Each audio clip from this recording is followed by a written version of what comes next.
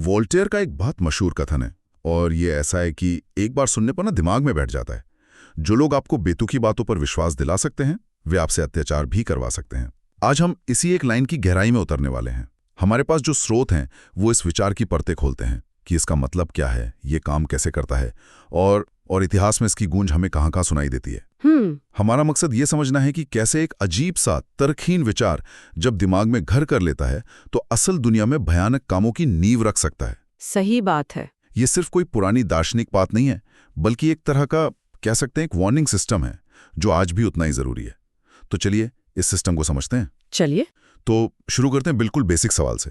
इस कथन का असल में मतलब क्या है? सुनने में ये बहुत बड़ा और गहरा लगता है, लेकिन इसका सार क्या है?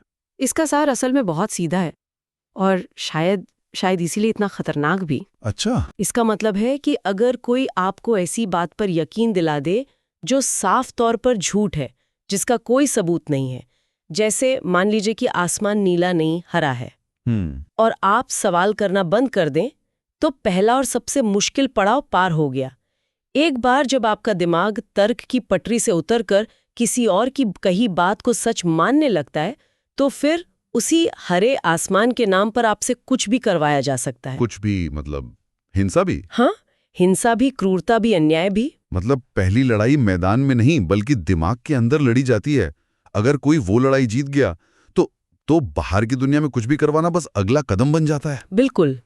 ये कुछ ऐसा है कि अगर कोई आपसे ये मनवा ले कि 2 और 2 5 होते हैं, तो वो शायद बाद में ये भी मनवा सकता है कि किसी और को नुकसान पहुंचाना एक अच्छा काम है। हाँ, क्योंकि वो उस 5 के बड़े सच के लिए जरूरी है। बिल्कुल सही पकड़ा आपने। ये विश्वास की बुनियाद को ही बदल देने जैसा है। बुनियाद को बदलना मतलब आम तौर पर हमारा विश्वास सबूतों पर, अनुभवों पर, तर्क पर टिका होता है।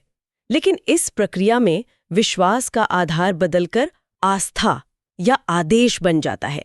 सच वो नहीं जो दिखता है, सच वो है जो बताया जाता है। और जब विश्वास की कोई सीमा नहीं रहती, तो फिर उसके नाम पर होने वाले कामों की भी कोई सीमा नहीं रह जाती। पर ये होता कैसे? मेरा मतलब है, ज्यादातर लोग खुद को समझदार मानते हैं।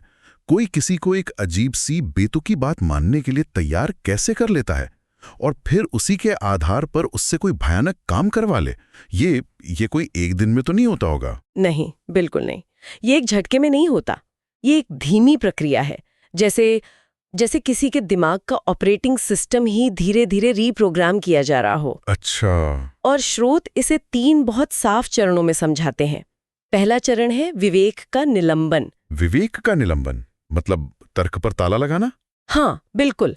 आप लोगों के दिमाग में जो क्यों और कैसे पूछने वाला हिस्सा है ना, उस पर ही ताला लगा देते हैं। ये पहला कदम है। हाँ, ये सबसे पहला और सबसे जरूरी कदम है। व्यक्ति के सवाल पूछने की आदत को धीरे धीरे खत्म किया जाता है। उसे ये सिखाया जाता है कि सवाल करना मतलब शक करना है, और शक करना एक तरह का विश्वासघात है। जब क्रिटिकल थिंकिंग मतलब आलोचनात्मक सोच को कमजोर कर दिया जाता है, तो दिमाग नई अजीब बातों को स्वीकार करने के लिए एक खाली स्लेट की तरह तैयार हो जाता है। ठीक है, तो पहला कदम है सवाल पूछने की आदत को ही खत्म कर देना। लेकिन ये तो सिर्फ दिमाग को खाली करने जैसा हुआ है। हाँ। इस खाली जगह को भरा कैसे जाता है?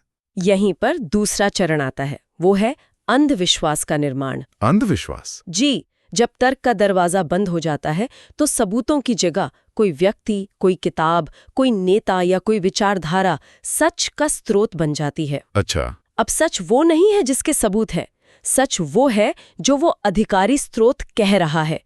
ये विश्वास सबूतों पर नहीं बल्कि पहचान पर आधारित होता है कि हम उन पर विश्वास करते हैं और वे नहीं करते। लेकिन क्या ये सिर्फ अंधविश्वास है या इसमें ग्रुप का दबाव भी एक बड़ा रोल निभाता है? मतलब लोग इसलिए विश्वास करते हैं क्योंकि उन्हें वाकई यकीन है, या इसलिए क्योंकि विश्वास न करने पर उन्हें अपने ही ग्रुप से बाहर निकाल दिए जाने का डर होता है? ये बहुत ही शानदार सवाल है, और स्रोत बताते हैं कि ये दोनों चीजें हाथ में हाथ डालकर चलती हैं। अंधविश्वास अक्सर व्यक्तिगत नहीं होता, ये सामूहिक होता है। जब आपके आसपास के सभी लोग एक ही बेतुकी बात पर यकीन कर रहे हों, तो उस पर सवाल उठाना सिर्फ उस विचार पर सवाल उठाना नहीं होता, वो पूरे समूह से, अपनी पहचान से अलग होना होता है। और इंसान के लिए सामाजिक रूप से अलग थलग पड़ जाना एक बहुत बड़ा डर है। सही बात है। तो हाँ, समूह का दबाव उस अंधविश्वास को सीमेंट की तरह पक्का कर देता है। और फिर आता है आखिरी और सबसे खतरनाक चरण, जब दिमाग तैयार है, विश्वास स्थापित हो चुका है। बिल्कुल।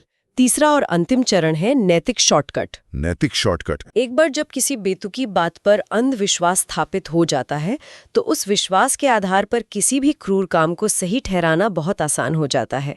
उस काम को जरूरी, पवित्र या देश हित में बताकर पेश किया जाता है। नैतिकता की परिभाषा ही बदल दी जाती है। हाँ, जो काम कल तक अत्याचार था, वो आज उस बड़े सच को बचाने के लिए एक आवश्यक बुराई बन जाता है। तो ये एक तरह से दिमाग को हैक करने की पूरी प्रक्रिया है। पहले सवाल पूछने की क्षमता बंद करो, फिर एक नई कहानी को सच की तरह स्थापित करो, और अंत में उस कहानी के नाम पर नैतिकता को ताक पे रख दो। ये वाकई में किसी भी समाज के लिए एक बहुत खतरनाक पैटर्न है। बिल्कुल। और मुझे लगता है कि ये सिर्फ एक थ्योरी नहीं है, इतिहास की लैब में ये प्रयोग बार बार दोहराया गया है। दोहराया ही नहीं गया है, बल्कि मानव इतिहास की कई बड़ी त्रासदियों की बुनियाद में यही पैटर्न काम कर रहा था। स्रोत हमें 3 बड़े ऐतिहासिक उदाहरण देते हैं जो इस बात को साफ करते हैं। पहला है धार्मिक कट्टरता, जैसे कि मध्ययुगीन यूरोप में हुए विच हंट्स, बोडाइन का शिकार। हाँ, ये इसका एक क्लासिक और भयानक उदाहरण है।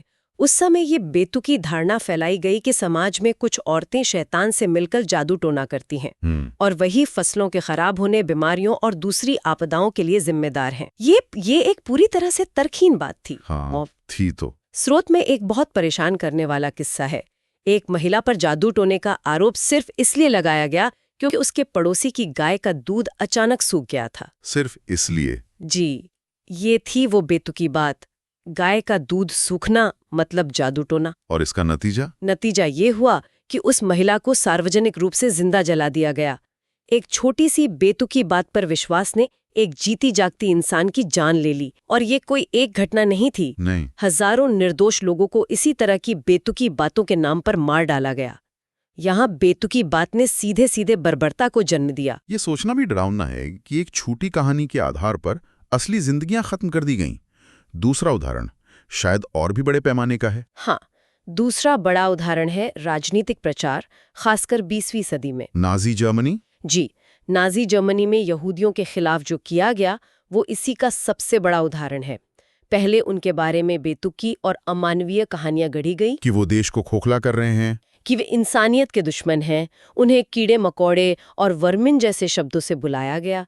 ये था पहला कदम, उन्हें अमानवीय बनाना। और एक बार जब एक बड़े तबके ने इस बेतुकी बात पर विश्वास कर लिया तो फिर गैस चैम्बर और नरसंहार जैसे अत्याचारों को एक राष्ट्रीय सफाई अभियान या कर्तव्य के रूप में सही ठहराना आसान हो गया। हाँ, अगर वो इंसान हैं ही नहीं तो फिर उन पर इंसानी नैतिकता के नियम भी लागू नहीं होते। हाँ, ये वही नैतिक शॉर्टकट है जिसकी हम बात कर रहे थे। बिल्कुल। और तीसरा उदाहरण जो शायद थोड़ा और सूक्ष्म है लेकिन उतना ही विनाशकारी था, वो है औपनिवेशिक विचारधारा। व्हाइट मैन्स बर्डन या सिविलाइजिंग मिशन, मतलब वो विचार कि गोरे यूरोपियन लोगों का ये बोझ है कि वे बाकी पिछड़ी दुनिया को सभ्य बनाएं। हाँ, यही। ये अपने आप में ही एक बेहद बेतुकी और नस्लवादी धारणा थी कि एक नस्ल दूसरी से श्रेष्ठ है और उसका ये कर्तव्य है कि वो दूसरों पर राज करे और उन्हें सभ्य बनाए।